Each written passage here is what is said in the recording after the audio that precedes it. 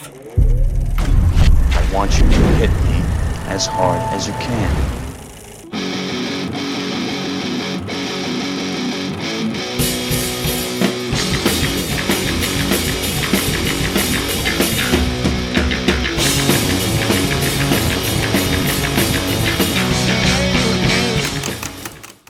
Lance Velchik here, for Arrow on the Head's The F***ing Black Sheep, where we take a look at the opposing opinion of the genre's most divisive films. With the heart of winter bearing down, what better time to revisit the Hellraiser series than now, with the newly released Scarlet box set? But I can't, not in full. It's missing most of the films. The Hellraiser film series has the distinct honor of being one of the few horror franchises where the sequel is equivalent to, if not better, than the original. The third doesn't come close to the first two, but it's more welcome than the films that followed. But I believe that the later sequels have a lot to offer, and add to the style and tone that the series is known for.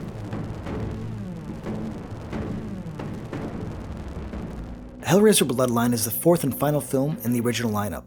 This was meant to be the true ending that tied up the ever-growing saga in a poignant way.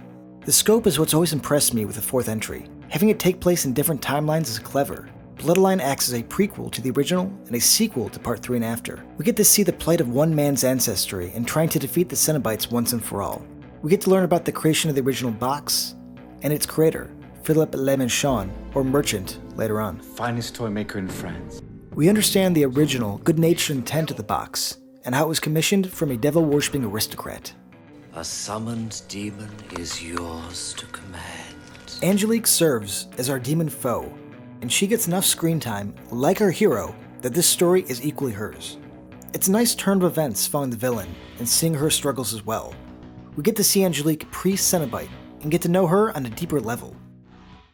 Her relationship with Pinhead is more distrusting and aggressive. You look like death, princess. A departure from the Cenobite servants who've come before. We spend over 300 years with her trying to stop Merchant's bloodline from creating an alternate box. A box to negate the powers of the original and close the door between the worlds for good. A box of light to defeat the box of darkness. This expansion of the original mythology complements what's come before without delving too deep or dumbing it down. The idea of a new box being the only salvation is smart. We were brought into the Hellraiser universe with a box, and it's a box which will be our only out.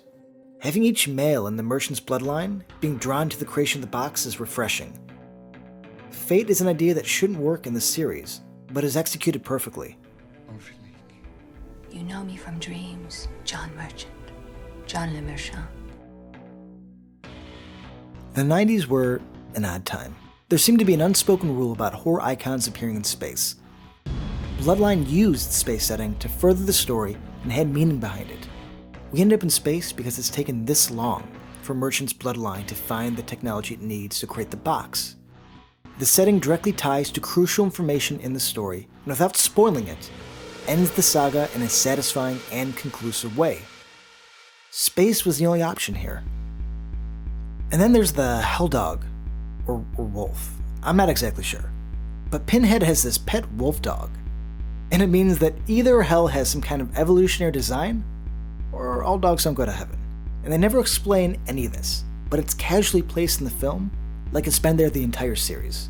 Many will mark this as a flaw in the film, but not me, no, not me. Honestly, this is a win for the series, my friend. A f***ing win. My dad.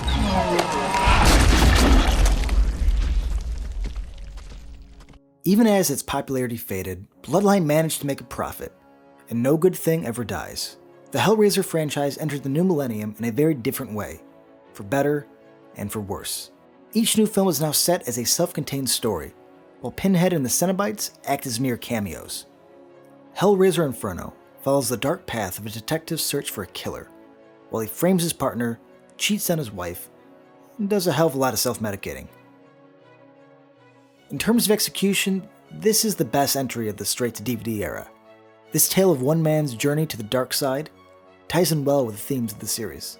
Inferno also happens to be the best looking of the later films as well. Cinematographer Nathan Hope does a fantastic job with his use of colors and lighting. Hellraiser Hellseeker goes the Angel Heart Jacob's Ladder route, with a man suffering from amnesia.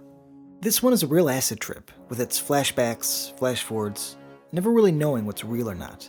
And they can get away with a lot here, as the whole film flows like a bad dream. Hellseeker also brings back Christy Cotton, played again by the beautiful Ashley Lawrence, as his deceased wife. Her role's small, and honestly, she's totally underused. But her inclusion in the film makes for an interesting twist. This one had balls, and was better for it. Hellraiser Deader follows a journalist in Bulgaria looking for a cult with ties to the supernatural, and has the strongest lead since Christy Cotton. Amy Klein, played by Kari Wurr, is surprisingly layered as the hard-boiled reporter. We see a much darker turn, with our lead dealing with the PTSD of her childhood rape, all the while delving into the dark underworld of a Bulgarian cult. The cult subplot is cool, with its supernatural tinge. I felt like the runtime was too short with such a rich idea, and one I honestly wish they explored more. But it's Kari's performance that brings you in, and her journey is the real payoff here. Hellraiser Hellworld takes place at a Hellraiser-themed party in a creepy mansion. We see a group of friends get picked off in one-by-one slasher style.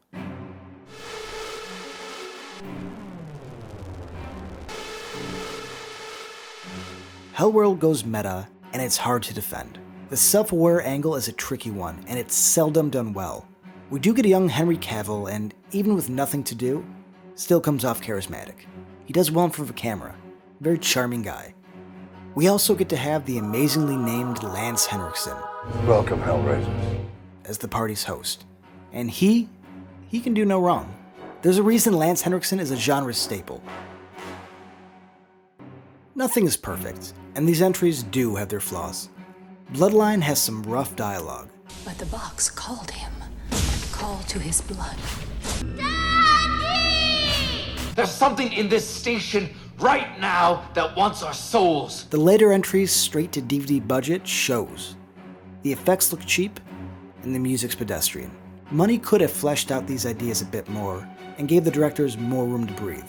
But you gotta work with what you got. The Hellraiser series has its rightful place as a classic in the horror genre.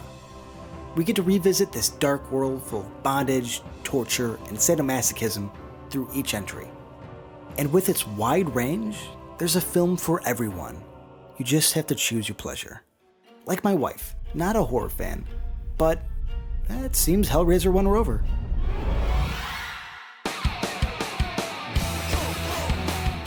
Hey guys, JoBlo's original content will be moving to its own new YouTube channel called JoBlo Videos, a one-stop shop for your original JoBlo content. Thanks guys, and remember, like and subscribe.